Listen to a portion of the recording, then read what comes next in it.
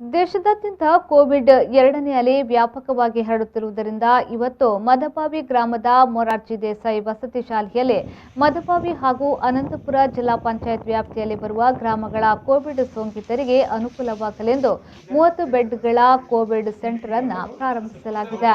ಶಾಸಕರು ಹಾಗೂ ರಾಜ್ಯ ಸರ್ಕಾರ ಕೈಮಗ್ಗ ಮತ್ತು ಜವಳಿ ಹಾಗೂ ಅಲ್ಪಸಂಖ್ಯಾತ ಕಲ್ಯಾಣ ಇಲಾಖೆಯ ಸಚಿವರಾದ ಶ್ರೀಮಂತ್ ಪಾಟೀಲ್ ಅವರು ಚಾಲನೆಯನ್ನ ನೀಡಿದರು. ತಾಲೂಕಾಡಳಿತದ ಅಧಿಕಾರಿಗಳೊಂದಿಗೆ ಚರ್ಚಿಸಿ ಕೋವಿಡ್ ಸೆಂಟರ್ಗಳಲ್ಲಿ ಸೋಂಕಿತರಿಗೆ ಉತ್ತಮ ರೀತಿಯಲ್ಲಿ ಸ್ಪಂದನೆ ನೀಡಬೇಕೆಂದು ಹೇಳಿದರು. ಎಲ್ಲರೂ ನಾವು ಗ್ರೂಪ್ ಆಗಿ ಗೋಳೆಯಾಗಿ ಮಾತಾಡ್ಕೊಂಡು ಕೂತ್ಕೊಂಡ್ರೆ ಇದು ಕಡಿಮೆ ಆಗಂಗಿಲ್ಲ.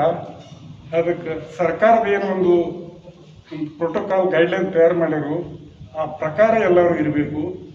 ಮತ್ತು ಇದು ಏನು ಒಂದು ದೊಡ್ಡ ಕಾಯಿಲೆ ಅದ, ಇದು ಗೆಲ್ಲಬೇಕಾದ್ರೆ ನಾವೆಲ್ಲರೂ ಸಹಕಾರ ಕೊಟ್ಟರೆ ಶಕ್ಯ ಐತಿ. ನೀವೆಲ್ಲರೂ ಸಹಕಾರ ಕೊಡ್ತೀರಿ ಅಂತ ತಿಳ್ಕೊಂಡು ಫೌಂಡೇಶನ್ ವತಿಯಿಂದ ನಾವು 4 ವೆಂಟಿಲೇಟರ್ ತಗೊಂಡು ಫೋರ್ಸ್ಲಿ NIV ಹತ್ರ ಇದಾವೆ.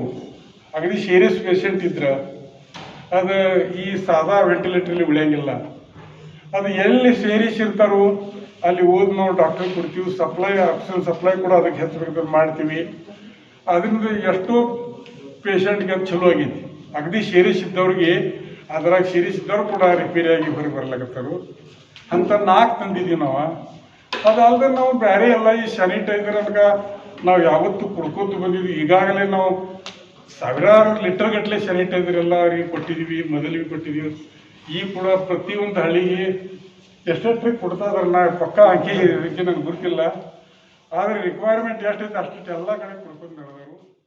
ಈ ಸಂದರ್ಭದಲ್ಲಿ ಅಥಣಿ ತಹಶೀಲ್ದಾರ್ Dundappa Komara, DYSP V Girish, Athani CPI Shankaragouda Basanagoudar, Athani PSI Kumar Hadakar, ಸಮಾಜ ಕಲ್ಯಾಣ ಇಲಾಖೆ ಅಧಿಕಾರಿ ಪ್ರವೀಣ್ ಪಾಟೀಲ ಉಪಸ್ಥಿತರಿದ್ದರು.